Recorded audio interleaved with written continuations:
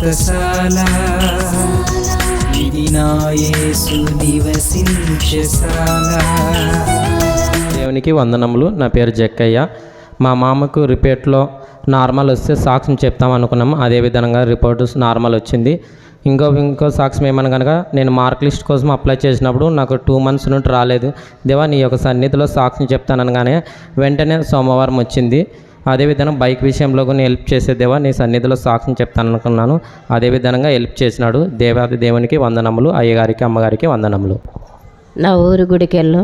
నా పేరు రాజమ్మ. నా సాక్ష్యం ఏమంటే ఎప్పటికీ మీటింగ్కి నేను పాల్గొనేదాన్ని. పిల్లల్ని మనమరాలు మనమంగళం అందరు నిడిచిపోయినానికి మీటింగ్ పాల్గొనలేదు. నాకు ఇన్ని సైతాన్ని శోధిస్తుంది నేను అనుకున్నాను.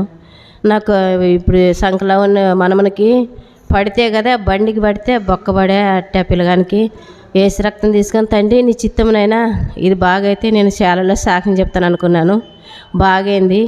అందరు క్షేమంగా ఉన్నాము. ఇంకో సాక్ష్యం ఏమంటే నా బిడ్డని అలవాళ్ళకి ఇచ్చానని అయ్యమ్మ ఆయన పేరు. ఆయమ్మ కుమారునికి అక్కడ వలసకు పోయిన వాళ్ళు కుమారుని ఈడే ఇడిచిపోయిండ్రి వాళ్ళ అమ్మతాన. ఇడిచిపోయింటే వాళ్ళ జేజమ్మ ఆసుపత్రికి వచ్చి అమ్మనూరుకి పిల్లగానికి కడుపు నొప్పి అంట మీరు ఏం చేసి రండి అప్పని వాళ్ళకి ఫోన్ చేసేదే.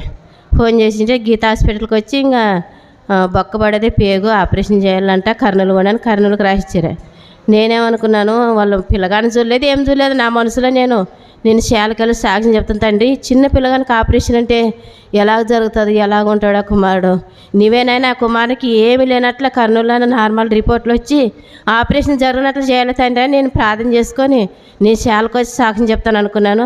ఆ కుమారునికి ఏం ఆపరేషన్ జరగలేదు ఏమి అనలేదు. పెద్ద డాక్టర్ ఏమన్నా అంటే ఈ చిన్నవానికి ఏం ఆపరేషన్ చేయాలి బాగుండడు ఎవరు చెప్పినారని అన్నాడంటే వాళ్ళు క్షేమంగా ఉన్నారు. మరి వాళ్ళ దేవుడు ఎన్నో మేలు చేసేటి మేలు చేసిన దేవుడికి వందనాలు.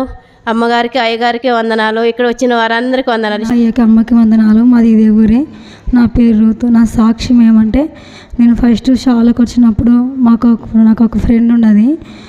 ఆ అమ్మ షాలకు వస్తే లేకుండే నేను ఫస్ట్లో వచ్చి ప్రార్థన చేసుకుంటున్నప్పుడు దేవుడు మా చెల్లెలకి బిడ్డని ఇచ్చాడు. నేను అమ్మ చెప్తే ఇట్లా షాలకు వస్తే ఆ పాపకు పిల్లలు లేరు షాలకు వస్తే అమ్మని అడిగి వారాలు తిరిగితే పిల్లలు అవుతారంట చూడు నేను సాక్ష్యం ఇస్తే అని చెప్తే సర్లే అని చెప్పి అమ్మని అడిగి వారాలు తిరిగింది. ఇంతవరకు అవి లేకుండ్రి.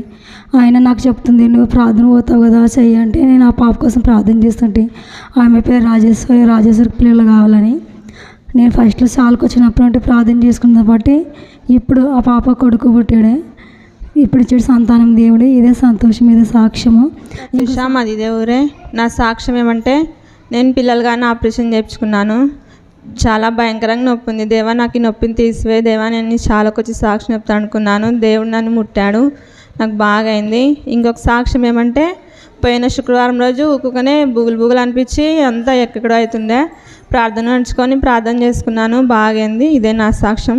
అయ్యగారికి అమ్మగారికి వందనాలు. ఇక్కడ వచ్చిన వారందరికీ కూడా వందనాలు. నా పేరు మేరీ. నాది గూడూరు. నా సాక్ష్యం ఏమంటే నా కొడుక్కి మా పెద్ద అబ్బాయికి బాగా తలనొప్పి లేచి నైట్ పూత నిద్రపోతా లేకుండా ఏంది ప్రభా ఏంది పిల్లోడు ఎప్పుడు తలనొప్పి అంటాడు ఎప్పుడు ఏమంటాడు కదా నేను ఎందుకు తలనొప్పి వచ్చింది అని బాగా ప్రార్థన చేసుకునేదాన్ని.